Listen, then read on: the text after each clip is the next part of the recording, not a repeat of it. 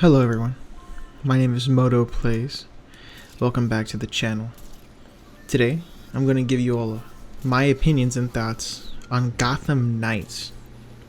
Gotham Knights is a new multiplayer adventure game that delves into the idea of a completely open world Batman game that fans like myself have wanted since the days of Arkham, along with the addition of multiplayer. I've put around 72 hours of game time, and I've recently reached the New Game Plus mode, which comes after the main story and a decent completion of the regular mode. And I'm here to give you my thoughts and takes on the game so far. I want to give some critiques too. The game seems to be very overhated and is overall seen as the next failure like Cyberpunk 2077, and I do not believe this to be the case. I already can firmly say that in my opinion, this game outranks games such as Marvel's Avengers in terms of overall enjoyment, which I contribute to the Arkham formula already existing, along with the characters in lore and the design not being too far from each other and being somewhat easier to design since they're very comprehensible to Batman. And along they took notes of the Avengers' failure.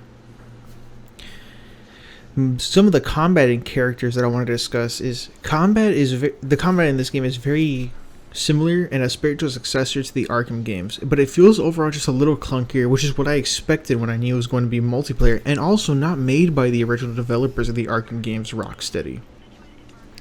It takes the idea of chaining combos and using stealth along with special moves and gadgets that are exclusive to each of the four characters to defeat enemies. The four characters being Dick Grayson as Nightwing, Jason Todd is Red Hood, Tim Drake is Robin, and Barbara Gordon is Batgirl.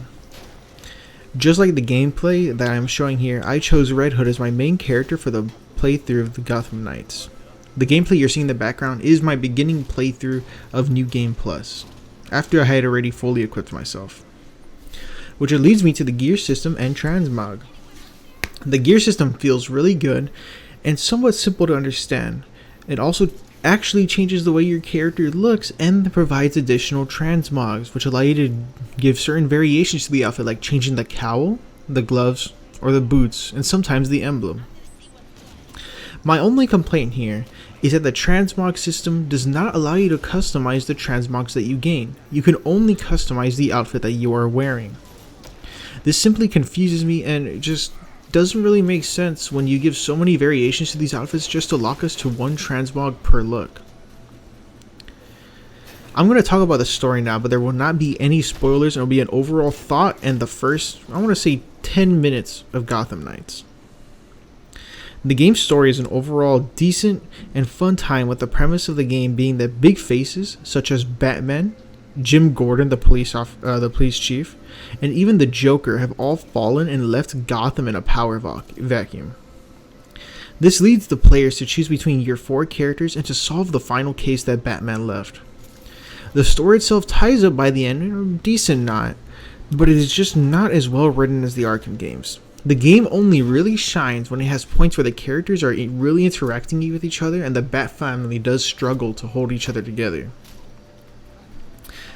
It is overall a decent story. I enjoyed it a fair bit. I've played it co-op, so I did have another person to talk to while I was enjoying the story, see the other person's reaction. We both had mixed reactions throughout the story, but I do think that overall the story is pretty good. I'd give the story by itself, if I was isolating it, a 6 out of 10 or a 7 out of 10.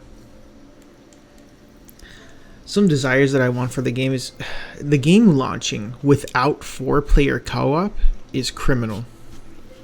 The game advertises itself as a multiplayer game, but does not give does not give the 4-player as an option when you have 4 characters. I am going into game development, and I understand that making games is very difficult, and I can only imagine that something happened in the back of this game that is just not letting it come out right away with 4 players. I do know there is a mode coming soon that will allow 4 players, but it will only be inside of buildings and no free roam.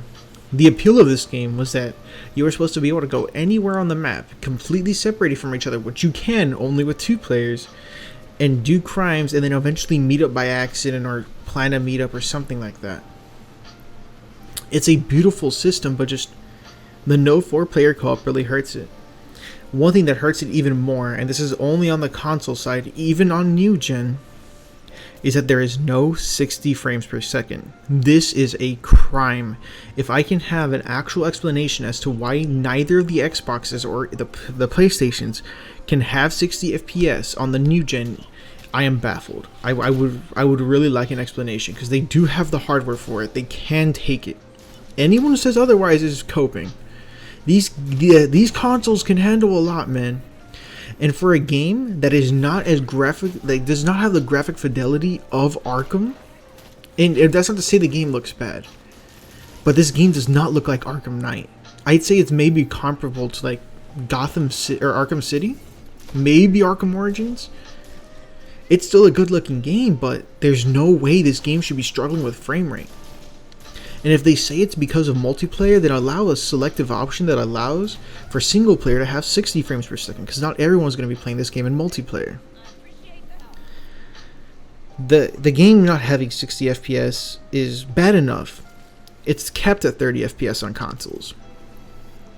Not only is it kept at 30 FPS, but the game will chug down to 10 FPS if you stray too far from your partner, traveling too fast, or on the vehicles. This game does not deserve or have the right of being lower than 30 FPS, let alone 60 frames per second. And I understand that the game is probably has some technical issues in the background, but this is horrible optimization. The game isn't even that big of a file size, to be honest with you. But the game not having 60 FPS is a crime. The game not having 4 players is a crime. These are two big issues that I would have immediately fixed. This is ridiculous. This should not be happening on a new gen game that is only coming out on new gen consoles and PC. This is ridiculous. You are not making games for the Nintendo Switch. You are making games for consoles that are comparable to computers.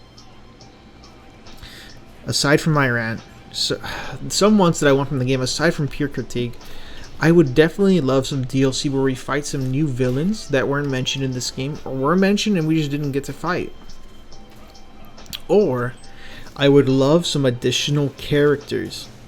That doesn't mean I want more players besides the 4. I feel like 4-player co-op is perfectly fine. But I would like to see some additional characters to the roster that you can choose from. Maybe these characters are only available in New Game Plus, which is understandable, so you can have the first playthrough as the original 4 characters as it was meant to be played with. But maybe having a side story for characters such as Damian Wayne or Selena Kyle's Catwoman would be very cool. 2 characters that I would love to see myself as DLC is for sure Damian Wayne and Terry McGinnis. Terry McGinnis being the Batman from Batman Beyond. I would also love to see Azrael come back as Nightfall. 2 characters, or a few characters, sorry, that I would really love to see. My final thoughts on the game is that the game is overall very fun, and if you do like the Arkham games, you will more than likely love this game. But I cannot ignore the technical issues and the simple flaws that this game has. Little things, from the transmog not being what I thought it was, to sometimes the combat feels a little clunky, to the frame rate completely chugging down and completely ripping me out of the experience, to the game crashing. I can't give this thing above a 7. So overall, I'm going to give Gotham Knights a 6 out of 10. An amazing concept with lackluster execution and a beautiful thought process. Let me know what you guys think in the comments. Love your faces.